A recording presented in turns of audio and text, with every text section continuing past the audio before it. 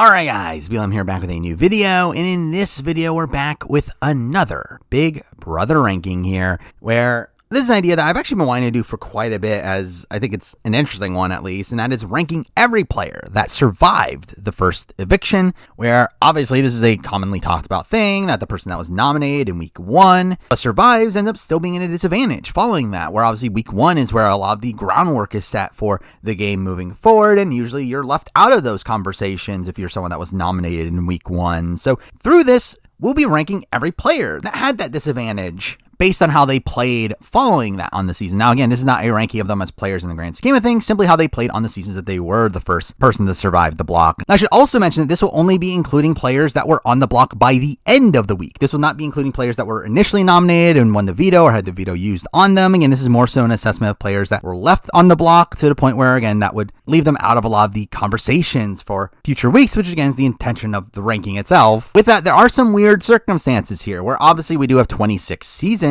but BB1 is obviously BB1. I won't be including BB1 in this ranking. Beyond that, there are also other seasons that have multiple people to talk about here. Now, there are obviously seasons with 3 nominees. So for this video, I'll be including both of the people that were nominated and survived. That also goes for BB26, that even though there is AI Arena, I will still be including Chemo in this video, to where, again, even though, yes, he wasn't technically on the block by the time of the actual vote, he still suffers the same ramifications of being nominated for the entire week, to where, again, I will still be including him on the list. Also, there's the weird circumstance of BB24, where BB24 is a spot where the first eviction was canceled, though Taylor and Terrence were both on the block coming into the eviction, to where I'll actually end up including both of them in this list. Also, BB9 had people being nominated in pairs, so through that, obviously, the pair that survived will end up being on this list. And also, again, there are other situations where there are people that are eliminated at the very beginning of the season, either day 1 or day 2. I will not be including those eliminations into this list. This will simply be the first formal eviction of the season and the people that survived those specific votes. So again, those are all the weird circumstances. We got 30 people to rank here somehow. So let's jump into it. At number 30, the worst player that survived the block on week 1 is Pow Pow from BB16. And Pow Pow is actually the only person of this list here that was actually evicted immediately afterwards in week 2, where somehow it is actually very abnormal for the person that was on the block and survived in week 1 to actually immediately nominate again. So again, Pow Pow's the only person to actually go home immediately afterwards. Now, again, Pow Pow, I think just as a whole, is a player that didn't really do much on her season, was kind of on the bottom the entire time. I'll say a minor credit to her is that she did have allies. She did have someone like Adani, someone like a Jocasta that liked her. At least there's that. But really, in the grand scheme of things, didn't really do that much. And while she gets taken out in a spot where the HOH didn't even want her out, she was more so a pawn, I still think it's a spot where she didn't really do much in the game to really move her higher on the list. So she's here at number 30. Now, number 29. I'm sure some people will be upset this person not being at the very bottom. But at number 29, I have Kenny from BB26. And similar thing to Pow Pow, I think the one thing is that, again, he survives an extra week. And even in that, again, won a competition. Beyond that, he also was not the main target in the week that he actually goes home, where Tucker was the target over him. While Kenny is someone that wanted to quit the entire time, wanted to actively be voted out the entire time, I still feel like he did more good than Pow Pow did across her run. So obviously both of them are pretty bad, and both of them are at the bottom of this list by quite a bit. So where Kenny's here at number 29. Number 28. Moving to some people that actually made it a little bit deeper into the game, but again, I think played a terrible game on the season that they were the first block survivee, and that person is Rachel Riley from BB12. And again, this is not an indictment on Rachel as a player, even though, again, I've obviously talked about Rachel as a player outside this, but on BB12, I think her game is truly terrible. It's one where she's on the bottom from the very beginning and is nominated week 1, survives the block, but then is proceeded to be targeted literally every week after that, and is saved by the fact that either her or Brendan win competition after competition after competition. Or again, she wins 2 HOHs, Brendan wins a veto in week 3 that keeps them safe, and then she's evicted in week 5. Again, she's literally on the bottom the entire time, makes herself a bigger target throughout the entirety of it, pisses off the entire house. The entire house hated her. Again, there's not really much to really praise from Rachel here, though. Again, she made it further than the likes of Kenny and the likes of Pow Pow, and obviously had more comp ability, but really that's all she really had on this season. Her game is pretty terrible. So again, she's here at number 28. Number 27, similar thing, someone that made it further though, and I think there were more spots where this person survived due to social strategy means, and that person is Frank from BB14.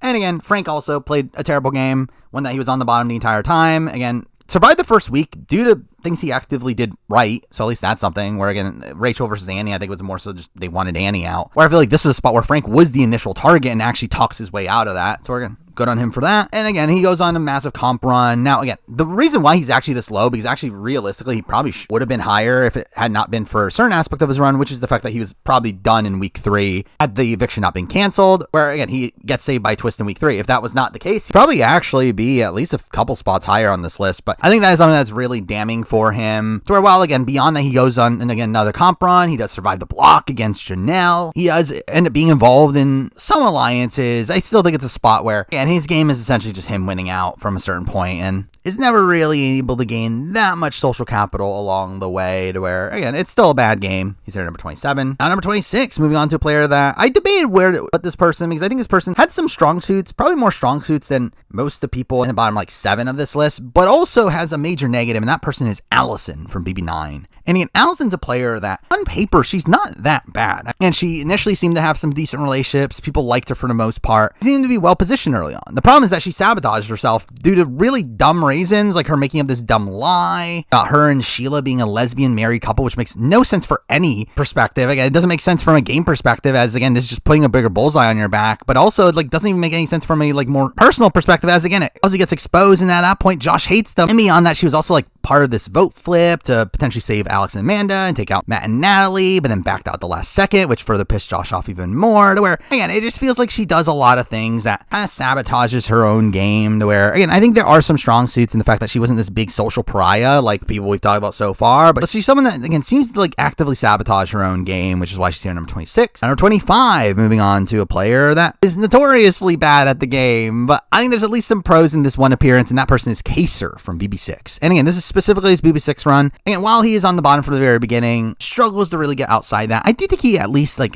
pulls off a good move. Getting rid of Eric, organizes a minority alliance, gets half the house on his side, leads the charge against Eric. I think that's a very impressive move. Now again, was the best move to actually get rid of Eric? Questionable. But I do think it is a very impressive move that he was able to pull off. More impressive than any of the people we've talked about so far. To where, again, I think that's at least something. Now, obviously, again, he's evicted, comes back, gets immediately evicted again. Again, as a whole, the game is pretty bad. Especially considering, again, he was on the bottom for the majority of it. But again, he was actually able to cultivate this group around him, which I do think is very impressive here. To where, again, I think there's a debate between him and Allison. I think you could definitely debate that Allison should be higher. Yeah, I think the level of difficulty of what Kaser is able to do, something that is at least something that I appreciate. From here, number 25. Number 24, another person that was booted early, came back into the game. This person had a pretty deep run into the game, which is why they're a bit higher on the list, and that person is Amy from BB3. And again, Amy's game is pretty terrible. I mean, I think Amy is just in general not a good player. I think she's someone that, again, has a big, loud personality, gets into conflicts. A lot of people in the house didn't like her. She gets taken out largely because of that. And then, again, leads the charge against Kiara. Kiara goes out. And after that, she kind of just falls into the background, where while she's in the block, she's very rarely ever in danger, to where while she's like a decoy vote at points, she was never actually going home. Though, again, I would also criticize her for the fact that she gets voted out at 4 in a spot where she really shouldn't have. Where I think that's really an indictment against her social game at that point. But still, I mean, she's someone that at least like made it deep after she came back. Again, she survived a decent chunk of rounds through social strategy means, which you can't really say about a lot of the people we've talked about so far. So it's something. She's here at number 24. Number 23, moving on to a player that I debate having higher. There was a point where this person was higher on the list, and through thinking about it a little bit more, I don't think this person's that good. At 23, we have Kat Dunn. And Kat's a player, I think there is potential there. I mean, she's someone that clearly is very social, and again, some people liked her. I do think she also, again, grayed on some people, and she was just such an easy pawn for a lot of people. Didn't really have, like, a really large grouping backing her. Or, like, just on paper, like, I initially had her higher simply because, yeah, she was never in the majority, but she was also, again, involved in some plans, not involved in what was going on in the game. But then I remembered the fact that she pretty much stays in week 5 almost solely due to the fact that she had the connection to Holly. Or had she not had a pregame relationship with Holly, she probably just goes in week 5, and it gets saved from that. And really just in general, her having this pregame connection with Holly is something that I think definitely factored into things, where I think once you take that into account, I do think she fits a bit better towards these people that kind of got voted out and came back into the game. I think considering Kat doesn't even make it that much further beyond that, I do think Kat's game is not the greatest. I mean, she had allies. She had like Jess, Cliff, Nicole. She also got Nicole to consider saving her over Cliff, which is definitely something. But I do think as a whole, her game is still largely mediocre, with her never really gaining any true traction in the game. So again, she's here at number 23. Now number 22. Similar thing though without the getting saved by a twist, but also still not that good. At 22, we have Jessie Kowalski from BB15. And Jessie's one of these people that, like, again, never was in a majority alliance the entire season, never had people really wanting to work with her, just simply survived and was a scrappy player. It's not like she wasn't trying to do things. She was actively playing the game. It's just that she never was able to get anything really done and didn't really win the right competitions to be able to do anything, even if she had the capital to do anything. To where, and I think Jessie, again, is not that dissimilar from Kat. I think Kat is actually better in certain ways, in the fact that at least Kat had,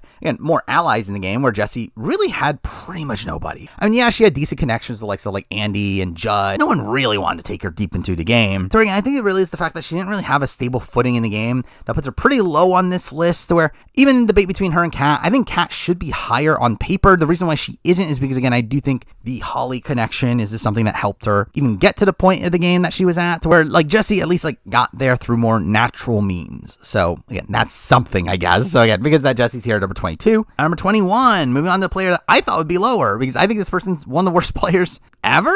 Definitely one of the worst players to make it deep into the game. Yet again, when we have so many of these people that, again, got saved by twist or just didn't make it far at all, I guess this person ended up being higher. At 21, I have Sam from BB20. And to be fair, even Sam, I think you could very much debate the fact that obviously Sam gets saved in week 1 due to nothing that they actively did outside just cultivating this relationship with Tyler, which even then I don't think is enough on most given seasons. It really just works because Tyler is Tyler and is able to pull over Caitlyn at the last second and essentially gaslight her into thinking that if she doesn't do so, her allies will be voted out somehow. Again, it is this very wonky circumstance that Sam stays in week 1. Mind you, also Sam gets disadvantaged in week 1 through having to live as a robot, which is his big disadvantage for her. Again, I think it kind of is this double-edged sword. I would still say it's still a spot where she gets saved due to almost nothing that she actively does. And even then, she was going to get nominated either way, considering like Tyler just nominated the people that did worse in the comp. But I think either way, she would have been put in that similar position. Though obviously, again, if she was actually in the house, she probably would have had more of an opportunity to get the votes that were against her. But either way, Sam, I think beyond that, just plays pretty terribly. She's kind of just alongside the majority, doesn't really do much, isn't playing the game very strategically, and literally almost nominates one of her closest allies in JC in week 4 until he just tells her no, and then she changes her mind in an instant at the veto ceremony, which is pretty insane. And again, kind of just dragged through the game. Again, doesn't really do much, doesn't really have any way to win the game. People don't like her. I don't think she beats anybody at the end. Again, there's really nothing to really say. Again, she at least made the final 5, something better than any of the people we've talked about so far. I'll say Amy, but again, Amy got voted out, came back to the game, so I mean, again, Sam's here 21. Now, number 20, we're moving on to a player that definitely felt like they had a bit of a downgrade in their game when they returned in this spot, to where, again, their game on this season is not particularly good. And that person is Kevin Campbell from BB22. And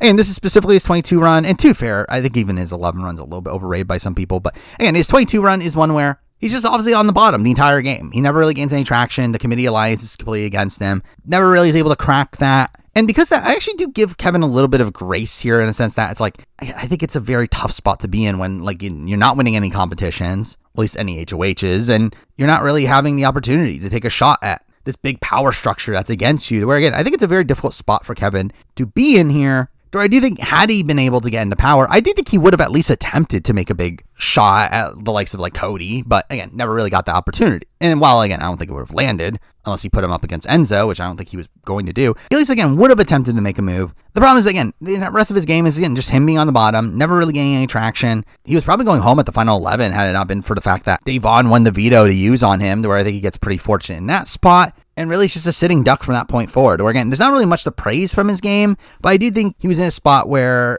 I don't know how much he really could have done to stay in the game, considering how much everything was kind of stacked against him. But again, the game itself is still not particularly good, so he's here number 20. Now number 19, moving on. Another player, kind of dragged through the game. Didn't really do that much, but I think at least people like this person a bit more over the course of the season. And I think this person had like a little sliver more of potential. That person is Terrence from BB24. And again, Terrence is in this weird spot here where he's on the bottom for the majority of the season, never really gains any traction. However, despite that, people liked Terrence in the house. People found him largely affable. He necessarily did much wrong to not be involved in a lot of these alliances. I think he was just simply the older guy, and through that was kind of excluded. Because of that, and beyond that, he had like Nicole and Daniel wanting to work with him very early on. He had no one like directly targeting him early in the game. So I mean, that's something. Again, when he eventually won HOH, he did make a big move. Again, there's other circumstances around that week that make that all very icky. But again, he did make the big move. He targeted Joseph. I think that was the right call for his game. And I do think he's someone that if the Kyle situation didn't happen, if Kyle's game didn't blow up in the way that he does, Terrence has a pretty easy path towards the end game, where Terrence is booted at Final 7, but a lot of that is because his power structure is blown up due to really no fault of Terrence himself. Because coming out of the split house week, Terrence's side was winning, and Kyle was loyal at that point to Alyssa, Terrence, and Turner, and they pulled over Monty to their side. And at that point, again, Terrence would have been in a pretty good spot to make it deep at least. Again, I don't know if he's able to win those final few comps to get to the end, but he's still in a pretty decent spot in the game. And I think he kind of gets screwed over from that, but really the rest of his game is not particularly strong anyway. Again, it's not like he was ever that likely to win, to where, again, I think it's a bit tough to really assess him too highly, especially considering, like, outside the show, it's like, who likes Terrence anyway? But I think at least in terms of how he played on the season, it's not the worst in the world. He's here at number 19. At number 18, moving on to another person kind of on the bottom for a lot of the game. Didn't really gain much traction throughout the game until the tail end, where, again, they did do something. So, again, that puts them this high. At number 18, I have Bridget from BB18. And again, Bridget is someone that,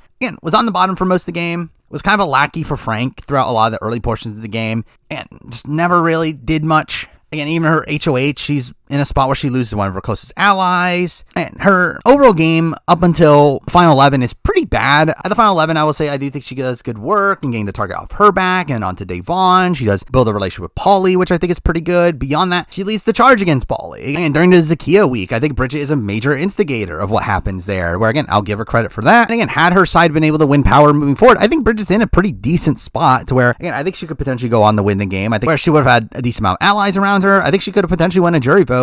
The problem is, obviously, she gets kind of sniped out of the game immediately after that, at the double, to where she is the biggest target on the board from the opposition, especially if they're in a spot where they don't want to necessarily burn their bridges with someone like a James, where, again, it's kind of like more so a ramification of all the things that happened previously, to where she wasn't really able to fully get out of that, especially considering she burnt her relationship with Paulie through flipping against Zakiya, which was one of her only saving graces, to where, again, I do think it's a spot where Bridget was in a tough spot here. I think she's in a spot where she almost did it. She almost pulled off this big flip in the game, but then gets a very unfortunate following HOH result, which kind of snipes her out before she's able to actually do too much. But again, I do think her leading the charge against Paulie was a pretty impressive move there, which is enough to put her in higher than some of the people that don't have that impressive move here at number 18. Now, number 17, moving on to a player that I really want to put higher because I do like this player, and I do think they were in a spot where they were in the majority initially, though, considering how it crumbles and they had no real inequity. At number 17, I do have to go Felicia from BB25. And Felicia's in the spot where early on in the game, her game was fine. Again, people liked her. She was in a majority. Though, realistically, even by week 5, she's going to get kicked out of her majority. People were talking about potentially targeting her, and Suri and co were willing to let her go. And she proceeds to be saved during the Izzy boot week due to very little that she actively does. And from that point on, she's essentially on the bottom. So by the time of the Final Four, she had no real win equity. I don't believe she beats anybody at the end. So yeah, I think her game's a bit tough to assess. It's not like she's like completely on the bottom the entire time, but she also is in a spot where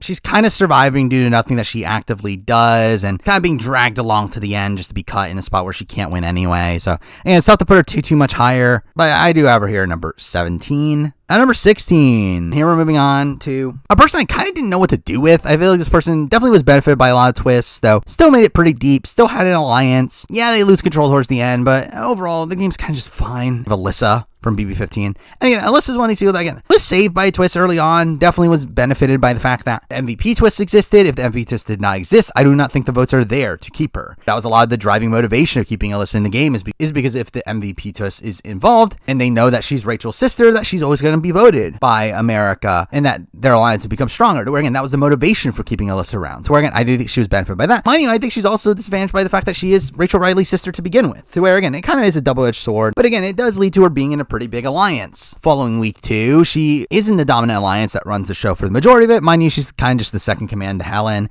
Does even some bad social work along the way. It ends up annoying the likes of like Amanda and Aaron, which I guess, I mean, real life wise, that's not much of a negative, but obviously in the game it is. But obviously when Helen ends up being taken out, she's in a spot where she's on the bottom. Though even then, like, recovers decently well. During her HOH, she gets rid of Aaron, her biggest opponent, even though, again, she technically wanted to target Amanda McCrae, which, to be fair, I think Aaron was the better target for her anyway, but either way. Following that, she ends up actually working with Amanda during Amanda's boot week, tries to save her, which, again, I do think is also her optimal play at that point. Mind you, again, how much of that was guided to her by production? Questionable. But I do think, again, she at least does some things in her best interest. I think she at least cultivates some power at points. Again, obviously, she gets taken out in the double where McCrae just decides to let her go and take a 4-person alliance to the end with him, even though he knows that Andy's lying to him, which is really dumb. But still, I do think Alyssa's in a spot where her game's very rocky. I think she definitely gets benefited by the MVP twist, but I think she has like decent play out points, which is enough to put her here at number 16. Now number 15. Moving on to a player that was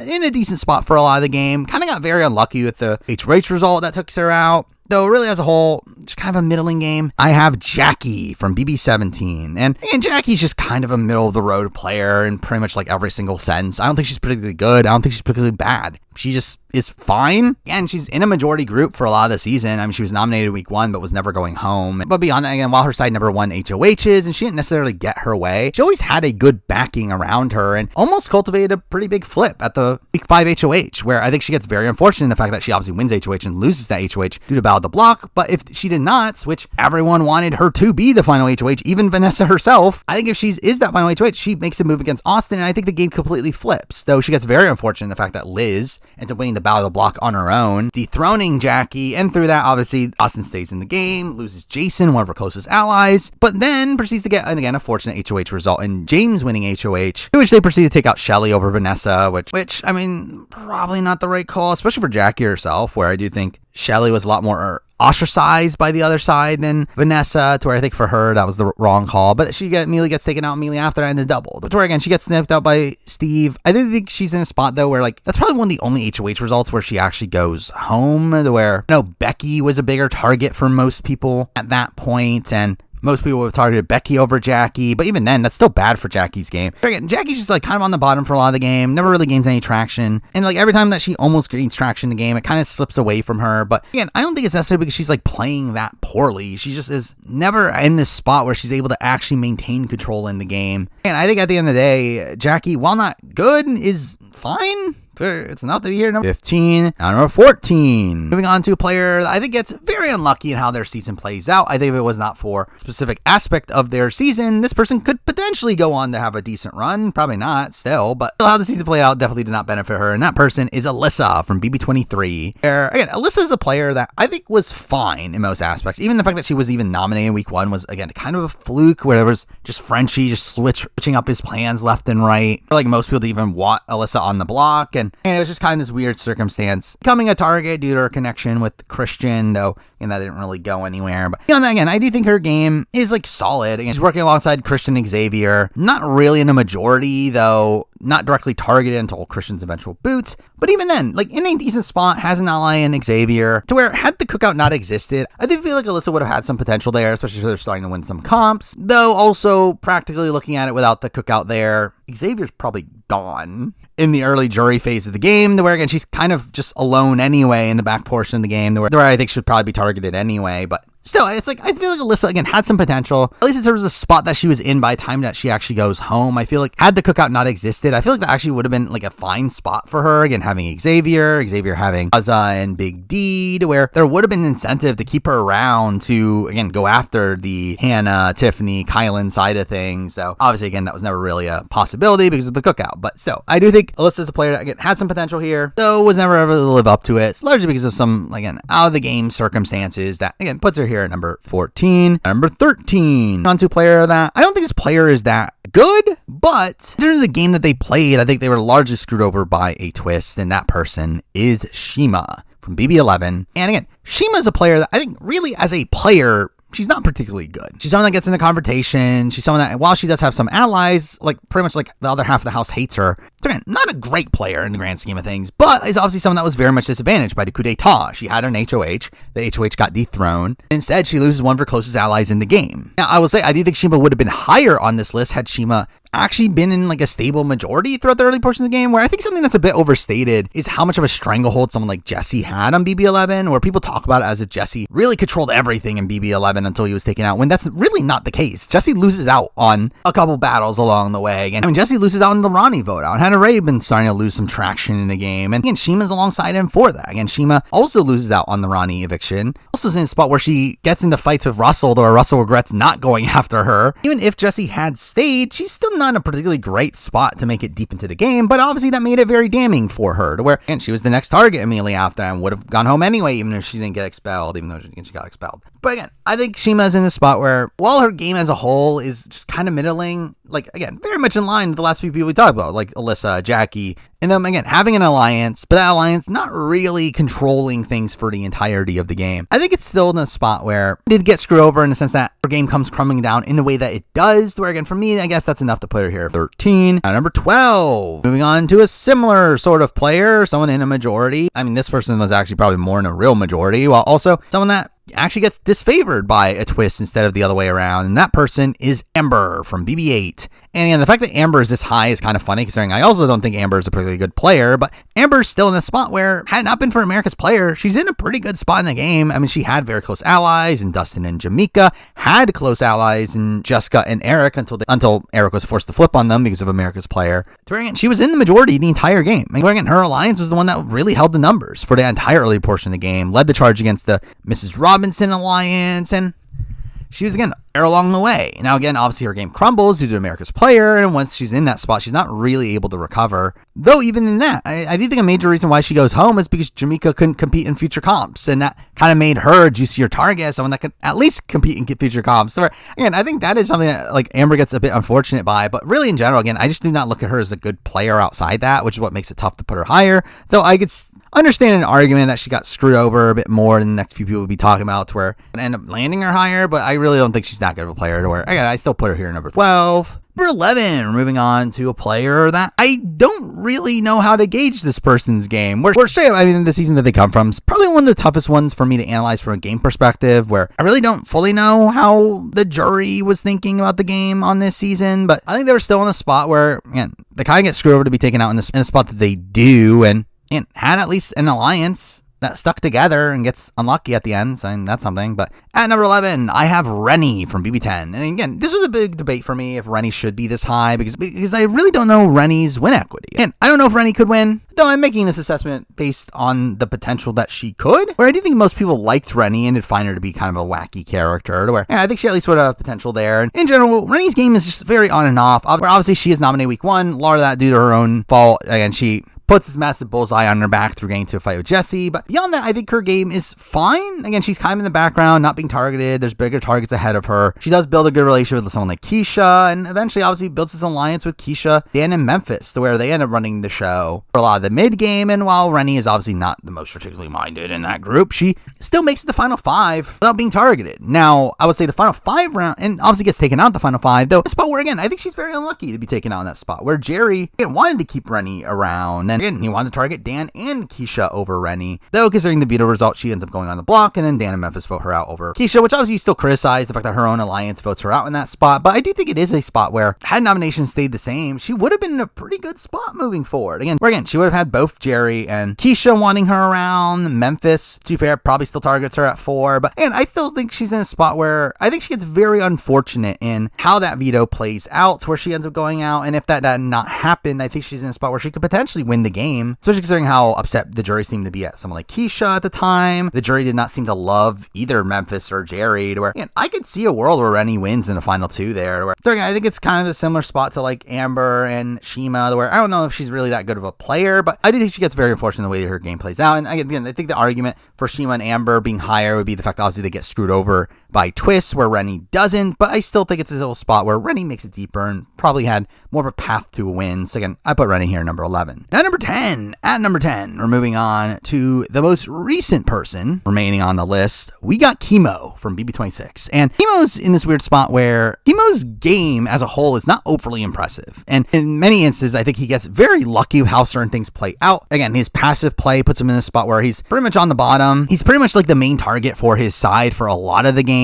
He probably naturally goes home at final 10 had it not been for his speech that swayed MJ at the last second. And beyond that, he's kind of like dangling onto the game for a lot of it. However, he still's in a spot where he gets the final 5, has a lot of win equity, where based on what we've heard from the jury, it does seem like he beats everybody at the final 5, even potentially Chelsea, where again, considering that's the case, and Cam almost saves him. Again, Cam does flip the vote to save him at a point and then it flips back, but again, he does come very close to staying. Considering that fact, again, we were not that far away from having Chemo as a potential winner of the season, especially if he's able to win an ending game pop here and there. Again, or even Cam says in the R that he would consider going to final 2 with Chemo, and again, who knows? Chemo could have potentially won that season, to where, again, I think he's probably the closest to winning out of any of the people we talked about so far, even though, again, to be fair, was that situation happening? Probably not. But again, it's at least better than all the people we've talked about so far. Well, again, it becomes very frustrating how passively he plays the game. It's not like any of the people we've talked about so far that good of players anyway. Considering he gets pretty deep into the game with a lot of win equity and even almost stays in his eviction week, I think it's good enough to put Chemo here at number 10. Now number 9, and now at number 9, we're moving on to our first finalist on the board here. Someone that obviously made it to the end of the game. The other game was very rocky within that, and that person is Ryan from BB9. And Ryan is always this very strange player to me because I don't know how to truly assess him in the sense that he, on paper, feels like a pretty well-rounded player. I mean, he, again, was good at comps. Again, he had a pretty stable strategic outlook on the game and was also, again, not great socially, but like was not hated in the house to where, again, he's like seemingly a like perfectly competent, well-rounded player. He's also a player that had no real chance of winning the game, seemingly. And a lot of that seems to come from the fact that he was dating Jen, which, to be fair, him dating Jen should have been this big advantage coming in the game, and they kind of squandered that. But he was in this spot where, again, him dating Jen seemed to lower his jury chances, where supposedly the talk is that the jury did not want Ryan to win because they did not want to give the money to Jen. So that's something that worked against him. Also, he was evicted, technically, or at least was about to, where until the game format changed at the final 10 eviction, again, he was set to go home alongside Allison, though obviously, again, that would have been a spot where he was kind of screwed over by what Allison was doing. But still, it was a spot where he does get technically saved by Twist, even though he was kind of screwed by Twist to begin with as well. Where, yeah, it's a bit of a rocky circuit situation there. But I still think, again, his game as a whole is a bit weird because I just don't know how to properly assess it because I think a lot of outside of the game factors kind of played in to why he had no real win potential. But at the same time, I think in the situation that he ends up getting to, of him getting to the end against Adam, I don't think it would have mattered anyway. I think Adam was just more liked than him anyway by the end game. And he would also be like convinced to make these moves that were bad for him and like being the one that cut Sharon and allow Adam to like keep his cover with Sheila and really took a lot of the blame for the Natalie vote. So where, again, I think Ryan's game is one that it definitely is very rocky, but again, he still makes it to the end. He still gets 2 jury votes. I do think he would have gotten, again, more jury votes if he wasn't against Adams. I mean, at least that's something. But still, I think his game is just a bit too all over the place to be much higher here in number 9. Now, number 8, similar thing, another runner-up here, another one that had a very rocky game. And that person is Portia from BB13. And Portia, like, to be fair, I think on paper is probably a worse player than Ryan in my mind, where I feel like I see more potential in Ryan than someone like Portia, where Portia is someone that, while she was good at comps, I think socially, she was like very just close to her own group, didn't really branch out beyond that. I mean, notoriously, she didn't have a conversation with Jeff and Jordan until his HOH week. She didn't have a one-on-one conversation with Jeff until his HOH week at the final 8. And also, obviously, just strategically, she's kind of meh to where she literally gets herself kicked out of her own majority alliance to side with the underdogs, where obviously she wasn't a top priority within that, but she really just throws away a relationship with Brendan and Rachel. But she really just throws away her relationship with Rachel mid-game just to latch herself onto the bottom of the other side. Where, again, I don't think her game's that great, but she still makes it to the end. She's still in the spot where, again, she gets 3 votes at the end. Theoretically almost wins. I mean, again, if she gets to the end against Adam, I think she does win, but also it's like, how is she getting there? Because I think she was always going to take Rachel, which she would have lost to. But again, I think she does make some optimal moves along the way, and she cuts Jordan. I think that is the correct call for her. She does stay over Aaliyah, which I think is an indication of her able to rebuild her relationship with Rachel. And again, I do think she does some good things here and there, but still not a great player in the grand scheme of things, but good enough to be here number 8. Now, number 7. We're back to talk about a non-finalist here, but one that played a solid-ish game, but still very flawed. At number 7, I have G from BB4. And G is in a weird spot where, like, obviously he comes in the game very disadvantaged. He's an X, and through that, they have massive targets on their backs. Though, obviously, he doesn't realize that, and that's kind of an issue. And the fact that he, again, decides to nominate Michelle, a fellow X, and doesn't realize that by doing so, he's essentially just letting her go home, taking out number 4 his side. Again, that is bad. He then also gets very overconfident towards the end of the game, makes a lot of social mistakes in his final week, loses Jack, who's someone that was more willing to work with him than Erica. And again, all that really bad. So again, he has like really bad bookends to his game. The beginning and end are bad, but the middle of his game is actually pretty decent. He was actually one of the better players of the season. Definitely the best player of the Three Stooges, where he was the person that tried to play the middle a lot better. He was also the most insulated in the game, where he was never really the target for most of the game, where it was always Justin targeted over him, and even Robert targeted over him for for most of the game. It's not really until his final 6 HOH where he starts to become an even bigger target than Robert. But again, he is able to play the middle of the game pretty well. Again, him and June are able to avoid being targeted for the majority of the game. And even then, they are able to build this relationship with Erica and Jack that keeps him safe at a point. And like, G does do some good work at points. The problem is that it's also surrounded by a lot of bad things. But again, I think there is a point in the game where G is potentially the best positioned in the game. Where again, like coming into the final 7 round before he loses Justin, he's in a spot where again, he has a connection with Erica and Jack through an alliance that he made alongside June. He also has the Three Stooges by his side.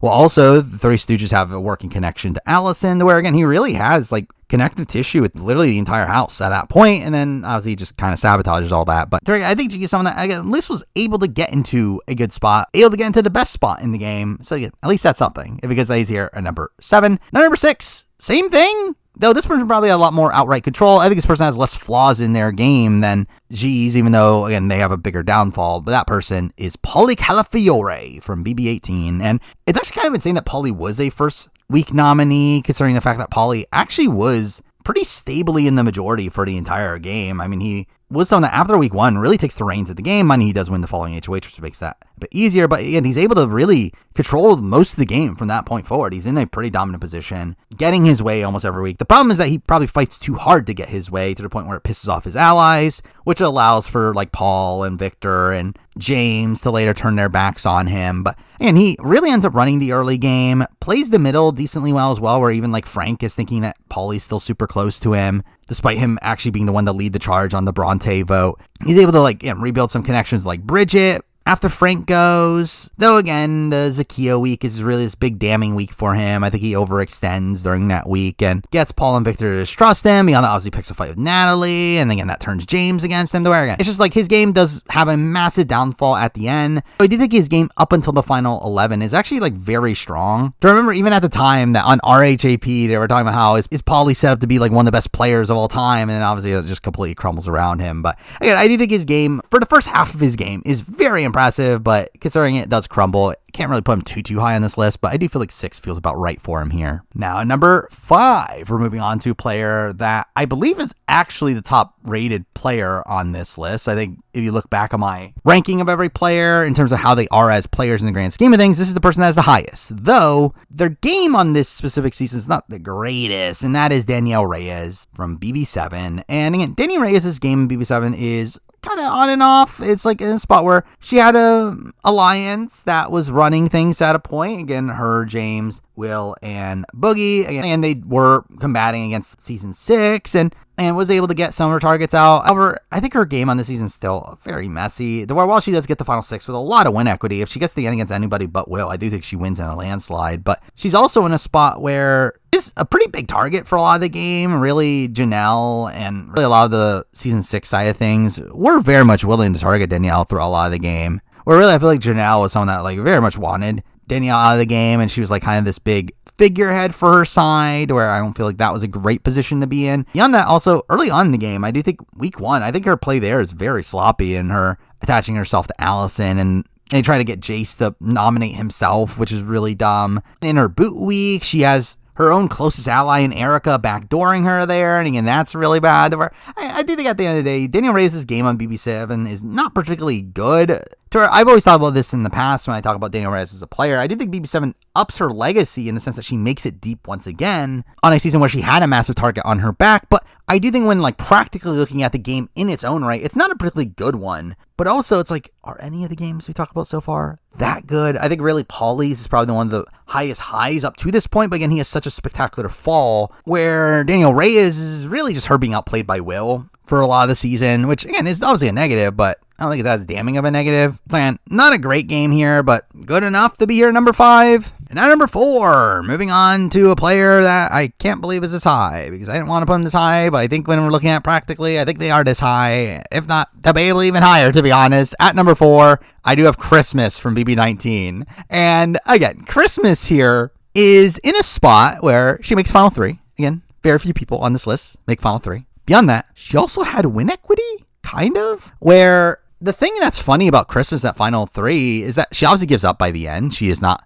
try to save herself when she loses part 2, and even then, Paul and Josh were taking each other. Didn't really matter. But if Christmas had somehow won final HOH, which, again, if she had not been injured, probably could have done, she probably wins the game. She probably still beats Paul 5-4 to where, again, she almost wins. That's something. And had she won a comp, her plan was to take the winning situation, even though, again, it's something. But realistically, again, Christmas's game is just her being in the majority the entire game, stably in the majority, never really in danger, and again, is involved in the going-ons in the game. Now, obviously, I give Paul a lot more of the credit for what was actually going on, but again, it's not like Christmas did nothing in the game, to where, again, I think Christmas played a fine game here. And again, when looking at the board, again, none of the people we talked about so far were stably in the majority for like the entire game. To where, again, because that, I actually think there's an argument that Christmas should even be higher, but I do think it's the fact that, again, she didn't treat people particularly well, and the fact that she would have won would have only been because she was not Paul was enough to move her down a couple spots here to number 4. Now number 3, and now we're moving on to a player that realistically is probably more similar to Danny Reyes' game in BB7 than Christmas's. It says that, again, I think there's an argument Christmas should be higher for solely ranking on the game itself, but I think there's probably an outside factor that does rank this person a little bit higher, and that person is Nokomis from BB5. And Nokomis is in this spot here where she is kind of consistently in a solid group throughout a lot of the season, and that group does maintain a lot of control early on, where while she is nominated at points, she's never in any like true danger, and even then, she kind of is able to play the middle decently well early on, and eventually,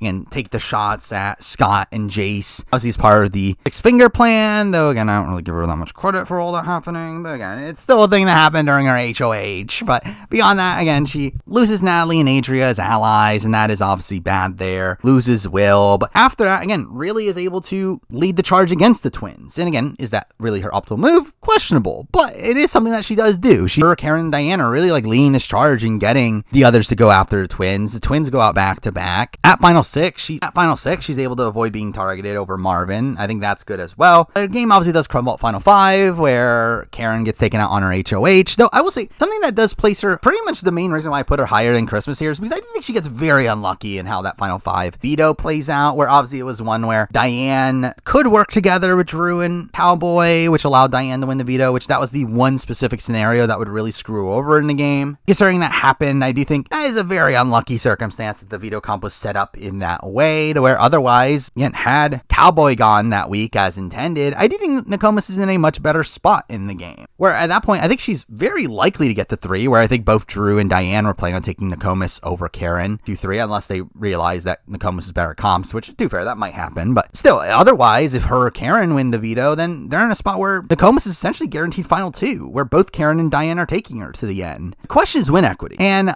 I don't fully know. I mean, based on exit press, it does seem like Nokomis wasn't the biggest jury threat on the board. I know Karen probably beats her. I believe Drew beats her. I think she probably beats Diane. So again, she at least had a winning scenario. But again, I think it's a bit of a rocky game as a whole. So again, I think there's probably more direct connective tissue there with someone like Danielle Reyes than Christmas, though. I think it is the fact that, again, I think she gets kind of screwed over to be in the position that she is in by the time she goes out is what made me put her above Christmas. So where, again, she's here at number 3. Now number 2. And the top 2 here is a bit of a tough debate here, as one is a winner, the only person to go on to win after being on the block at the end of the week by week 1, and the other person is probably one of the most dominant runner-up games in the history of the show, to where it is a tough debate between these two. However, again, this is an assessment of their games, not them as players. At number 2, I'm going to Taylor Hale. And again, Taylor as a player, I think, is higher than number 1 person we'll be talking about, obviously, as again, that's indication on my actual player ranking. Though, I think Taylor's in a spot here where, again, if this was a normal vote, she is gone in week 1. Where obviously that's a lot due to, again, some prejudices and definitely some unluckiness from Taylor's end. But it's still a spot where she would have been voted out if there was a normal vote. And obviously the eviction gets canceled due to the diploma quit. And even if it didn't, again, there was going to be this backstage competition that Taylor probably would have beat anybody in anyway. Again, she was staying no matter what that week 1, but still would have been a spot where she would have been saved by a twist, where that's still a major knock against her. And beyond that, again, she's obviously on the bottom for the next few weeks. Again, gets pulled into the leftovers. That's good. I don't know how much active work she necessarily did to cause that, but again, pulled into the group. A group that forms due to nothing that she actively did, even though the show portrays it as that the group was made because of the mistreatment of her. That's not actually true. It was actually made because of a misunderstanding that there was like an opposing alliance being made that never got made. But either way, Taylor from that point on, again, is in the majority. And is in the majority for the entire middle portion of the game. Again, I do think she fights a bit too hard. Now, again, I think her HOH reign is very sloppy and burns relationships within the leftovers for no reason. Also, almost considers nominating Joseph for some reason. But again, she gets out of it and is once again on the bottom at the final 8, even though, again, she wasn't going home. Either way, I mean, technically, again, it would have been Michael had the veto gone the right way. With the veto not going the right way, it then would have been Monty. Where, again, she wasn't going home that week. But still, again, kind of getting unfortunate how things played out. To where from that point on, again, she's in a stable majority, even though she loses Brittany's trust along the way. To where Brittany decides to flip on her, and she gets stays because she has Monty and Turner on her side. Mostly Monty. And yeah, she does good work in keeping Monty on her side. That's really the strong suit of her endgame, and the fact that Monty keeps her around, because really he was the main person fighting for her in the game, and obviously not realize how big of a jury threat she was. To where, again, I think Taylor's game is rocky. Again, she wins, and I think that's a serious argument for why she should be number 1 on this list. She is the only winner to win after being nominated week 1. But again, I think it is all these other outside factors that make me not put her number 1. There again, on a normal season, she would have just outright been evicted week 1. She's also in a spot where I feel like she makes a lot of strategic blunders across the game, and gets very lucked out in certain situations that happen. But again, I think she does do good work in rebuilding her game after it being completely trounced on at the very beginning. And even then, again, I think does get Monty and Turner to turn against Michael. That's good. Again, she does do good things here and there. But I think the rockiness of it is what makes her not number 1 here, where if her game is a little bit more stable, I think I would have been fine of having her number 1 in this list. Yeah, I just think there's too many factors here that nudge her down here to number 2. Now, number 1, the number 1 player that survived the block. Week 1 is actually the earliest one on the board. We got Nicole from BB2.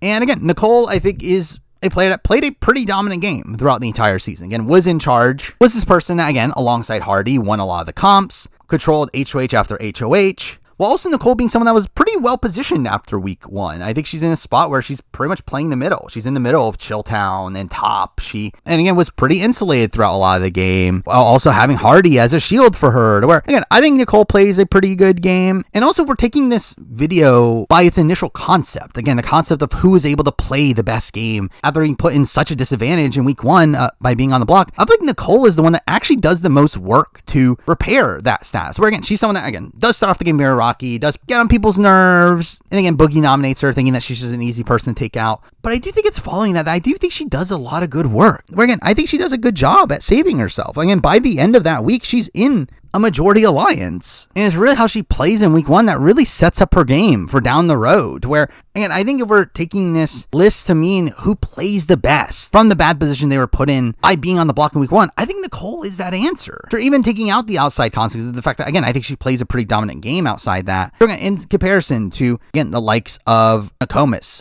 Danny Reyes. Again, I think she's more stably at the top of the power structure for more of the game. Less in danger, even though, again, she definitely had some rockiness towards the tail end of the game. While also in comparison to like Christmas, where Christmas at least had a winning scenario. I think that's something you can at least give to Christmas. I think Nicole obviously had a lot more gumption in how the game was being played out, had a lot more agency setting herself up in the game, where I feel like Christmas kind of let Paul do a lot of that work. Well, also in comparison to Taylor, again, at least had a more stable road through the game. And while again, I could definitely point out a lot of nitpicks about Nicole's strategic decision making across the season, I do still think it's a spot where I think Nicole plays more optimally for more of the game than Taylor does. Where again, I think with all these things, I do feel like Nicole is the number 1 person for this list. Again, not the best player on this list, but played the best game on the season that they were the person that was nominated week 1. Where again, because of that, Nicole's here at number 1. But there we go. I mean, that is my ranking of every player that survived the first eviction. Now down the road, again, we'll continue to do random videos like this. Obviously more Big Brother Survivor content, more other random content. So stay tuned for that.